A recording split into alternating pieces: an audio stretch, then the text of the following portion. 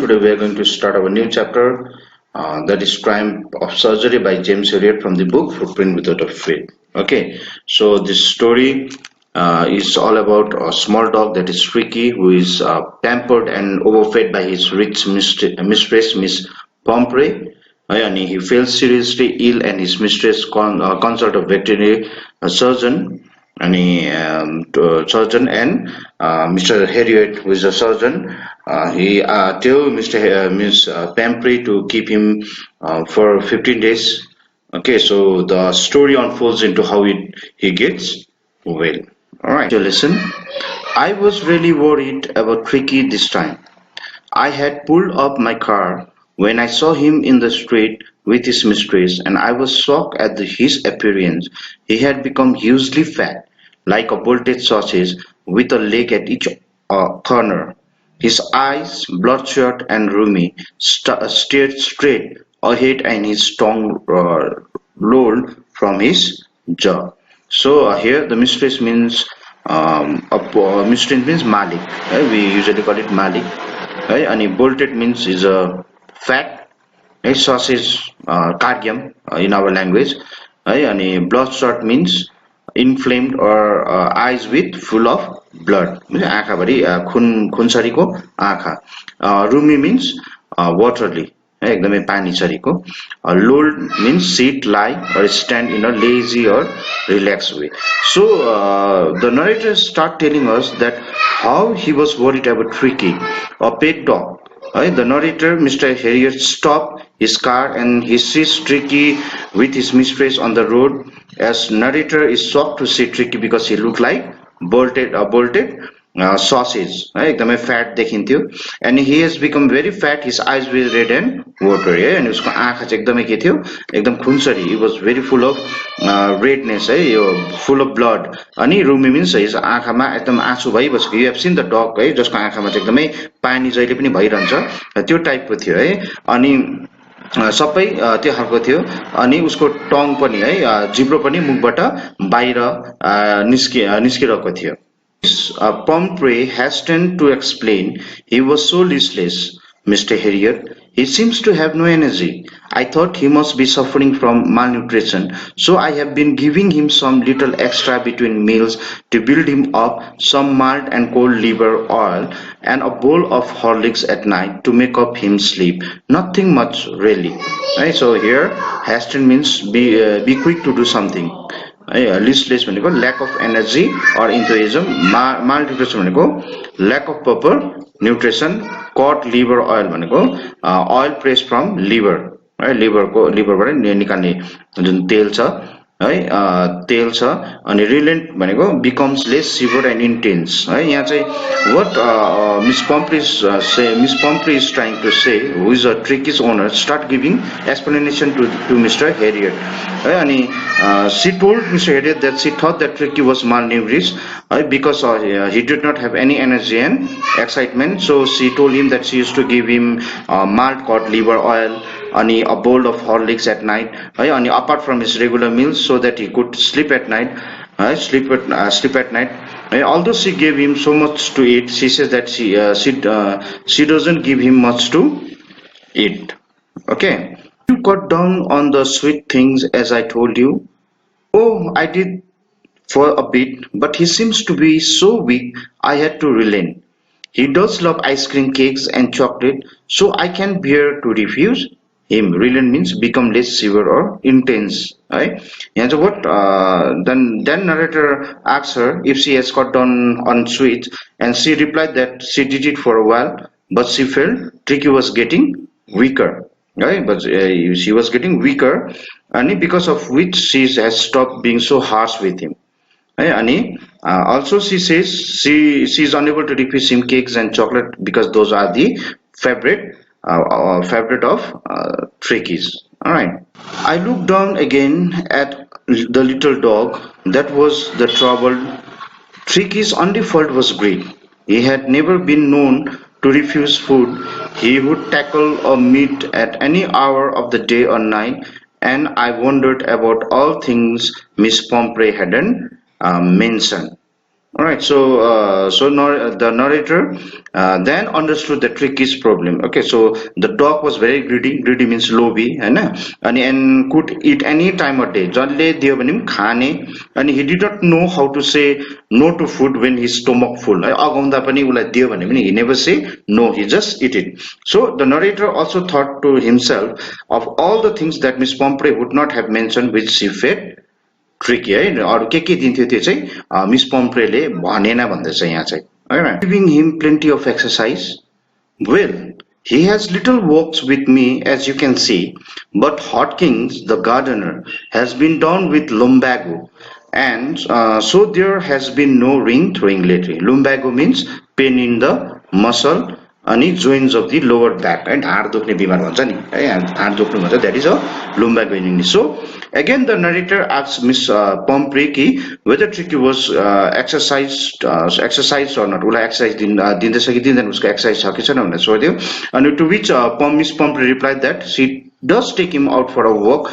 once a while है तर but he is not playing his ring throwing exercise as जो gardener छ जसको नाम चाहिँ हटकिन्स छ उसको चाहिँ के चाहिँ बिम भित्र ढाड दुखेर है लम्बाको को बिमार भएर पछाडी ढाड दुखेर चाहिँ he is not coming these days because of the pain. Okay, I tried to sound severe. Now I really mean this.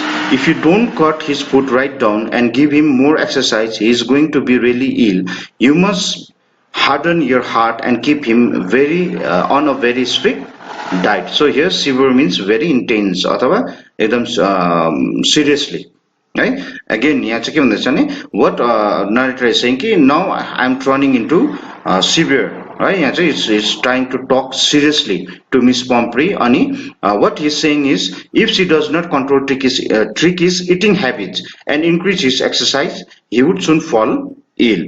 So he told her that she should stay strong and strict with him and put him on diet. है अब त्यो माया दया गर्नु भएन so she should be very strict है अनि मुटु एकदम के गर्नु पर्यो एकदम कडा बनाउनु पर्यो है माया लाग्यो भने मलाई दिनु भएन अनि एकदम स्ट्रिक्ट डाइटमा राख्नु पर्यो नभए चाहिँ Tricky will become ill. Miss Pomfrey wrung her hands. Oh, I will, Miss Harriet. I'm sure you're right. But it is so difficult, so very difficult. She set off head down along the road as if determined to put a new regime into practice immediately. Here, regime means a system or a ordered way to do things, right? So Mr. Pomfrey say finally she accept ki, although she knew that Mr. Harriet was right, but she says ki it is very difficult for her to refuse him for anything. But then she left the place as if she was now ready to follow the new routine properly. है उसले अब एकदम बुझेको छ ल ठिकै छ म अबदेखि एकदम रुटिनमा एउटा सिस्टम बनाउँछु सबैको लागि म बनाउँछु भनेको जस्तै गरेर मिस पम्फ्रे चाहिँ त्यहाँबाट गयो. Their progress with growing concern. Tricky was tottering along with his little tweed coat. He had a whole wardrobe of this coat for the cold weather and a raincoat for a wet days. He struggled on, dropping his harness. I thought it would not be long before I heard from Miss Pomfrey. So tottering भनेको moving in a free will or a unsteady way. है एकदमै अप्ठ्यारो पाराले हिँड्नु. Tweed means जुन tweed को you seen tweed को कोटहरु त्यसको एउटा कुनै पनि पेट एनिमल्सलाई दिने कपडा है. Wardrobe means full cupboard है अनि हार्नेस भनेको कुकुरलाई बान्ने जुन डोरी छ त्यसलाई हार्नेस भनिन्छ. Okay, so Mr. Harriet was watching them go and looking at Tricky walking very unsteadily. The narrator was also looking at the tweed coat that Tricky was wearing. He had a wardrobe full of this coat and also raincoat for rainy days. उसको एकदम सबै सिजनमा लाउने लुगा छ भन्दैछ. This line also suggests that Miss Pomfrey was a rich lady. अनि यस्तो कुकुरहरुको आफ्नो हेरेर भन्दाखेरि Miss Pomfrey was a very rich lady as she has a lot of money to spend on her dog. But the narrator knew that soon he will be receiving a call about Tricky falling ill and it came भन्दैछ है अनि त्यही भन्दैछ कि अब चाहिँ उले चाहिँ एकदम मनमा भने कि अब कुनै न कुनै दिन चाहिँ मलाई चाहिँ miss पम्फ्रेले she will call me immediately भनेर यहाँ चाहिँ भन्दैछ. Expected call came within a few days. Miss Pomfrey was distraught. Tricky would eat nothing, refuse even his favorite dishes, and besides he had bout of vomiting. He spent all his time lying on the rug panting, didn't want to go for a walk, didn't want to do anything. है यहाँ चाहिँ destruct भनेको very worried or upset है अनि bird भनेको short period त्यो टाइममा rock भनेको कुनै पनि बोरा जस्तो कुनै पनि भुइँमा राखिने लुगालाई रक भनिन्छ प्यान्टिङ भनेको एकदम गर्दै कुकुरहरू जसरी बिमार हुँदा त्यो छिटो छिटो सास फेर्छ त्यसलाई पेन्टिङ भन्छ है सो यो प्याराग्राफमा के भन्दैछ भने लाइक द अथर है उसले अगाडि भन्दै थियो कि उसले चाहिँ के it would not be long before I heard from Pumphrey अब छिट्टै अब टाइम आउँछ कि मैले एक दिन चाहिँ अब छिट्टो आउँछ कि मिस पम्प्रेले मलाई फोन गर्छ भनेर भन्दै थियो है अनि त्यो फोन चाहिँ के गर्यो it comes within a few डेजमै त्यो आइहाल्यो है miss Pumphrey was very upset है उहाँ एकदमै अपसेट थियो वरिड थियो किनभने because Tricki was not eating anything है अनि उसको फेभरेट डिसेसहरू पनि उसले खाएको थिएन अनि he was just vomiting frequently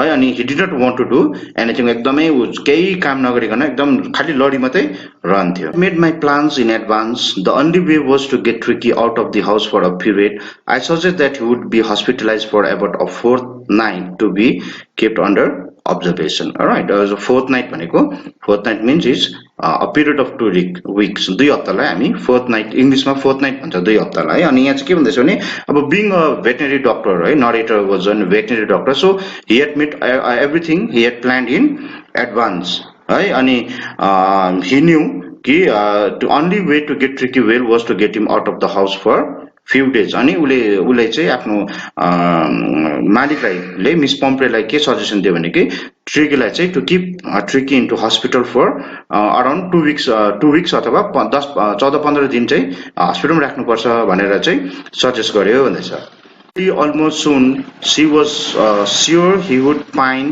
and die if he did not see for every day so यहाँ चाहिँ soon भनेको partial or total loss of consciousness है बेहोस जस्तो हुनु यहाँ चाहिँ what paragraph is saying कि upon hearing this है जब when Pomfrey heard कि अब त्यो ट्रिकीलाई चाहिँ he has to be kept in hospital for 2 weeks भन्दा चाहिँ she was very worried and she nearly fainted भन्दैछ soon है she was sure that if Tricky did not see her every day he will surely die है अनि त्यही भन्दैछ कि मलाई दिन डेली यदि every day यदि देखेन भने चाहिँ अब ट्रिकी चाहिँ के गर्छ मर्छ भन्छ but I look a film line Tricky was very ill and this was the only way to save him in fact I thought it is the best to take him without a delay and followed by Miss Pomfrey's willing I marched to the car carrying little dog wrapped in the blanket है यहाँ wailing भनेको crying in pain है grief anger मा march भनेको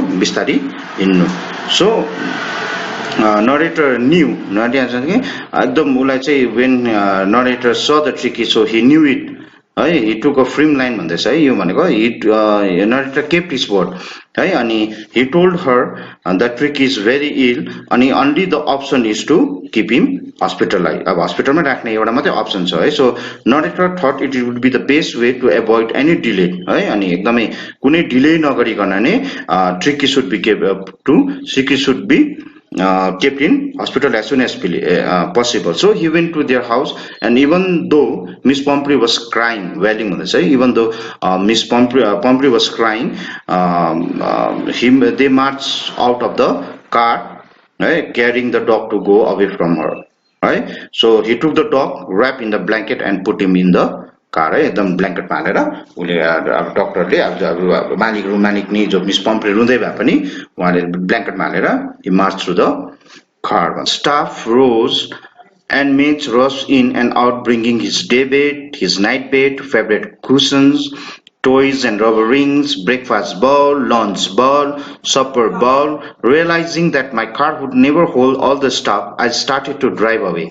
As I moved off, Miss Pomfrey was despairing cry, threw an armful of little coats through the window. I looked in the mirror before I turned the corner of the drive. Everybody was in tear, right? So Ross भनेको एकदम छिटो हैन hurriedly supper भनेको evening मिललाई हामी supper भनिन्छ despairing भनेको showing the loss of hope है त्यसलाई आशा मर्नु भने है glance भनेको take a brief or hurried look right so So what happened is the maid were all then woken up है सबै काम गर्नेहरूलाई पनि त्यहाँ उठाएछ है अनि asked to get out all the tricky stuff है ट्रिकीको जे जे सामान छ त्यो सबै उनीहरू निकाल्नु भनेर मालिकले भन्छ है अनि सामानहरू चाहिँ उसको के रहेछ अरे हेज डे बेड छ उसको नाइट बेड फाल्टै छ है फेभरेट कुसन टोयज रबर रिङ ब्रेकफास्टको फाल्टै बोल लन्चको आफ्नै बोल सपरको पनि आफ्नै बोल है अनि यहाँ चाहिँ what मिस्टर हेरी इज सेइङ कि न्यू द सेइङ कि that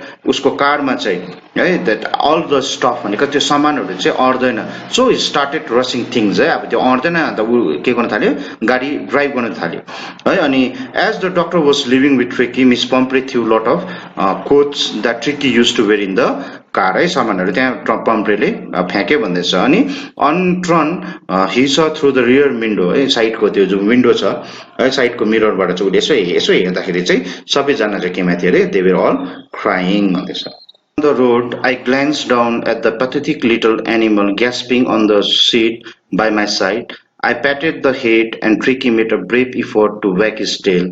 Poor old lad, I said, you haven't a kick in you, but I think I know a cure for you है प्याड भनेको एकदम पछाडि एकदम सफ्टली दुई तीन खेप प्याट हिर्काउनुलाई प्याड भन्छ अनि व्याक भनेको हल्लाउनु भनेको पुच्छर हल्लाउनु हैन नानी कुकुरहरूले पुच्छर भन्छ त्यसलाई व्याक द टेल सो के भन्दैछ यहाँ भन्दा चाहिँ so he patted the little helpless animal who responded by wagging his tail है अनि the narrator then thought that and told Tricky that he knew that Tricky do not have any energy है उसकोमा energy केही छैन भन्दैछ हैन यहाँबाट यो बुझिन्छ कि Tricky made a brave effort he doesn't have any energy but he was surely है he surely had a way to get him better है यहाँ डाक्टरले भन्दैछ कि I know the cure for you so the doctor surely knows the way to get him better okay so till this much है तिमीले यो फेरि I want you to read it again है राम्रोसँग पढेर अनि you kindly answer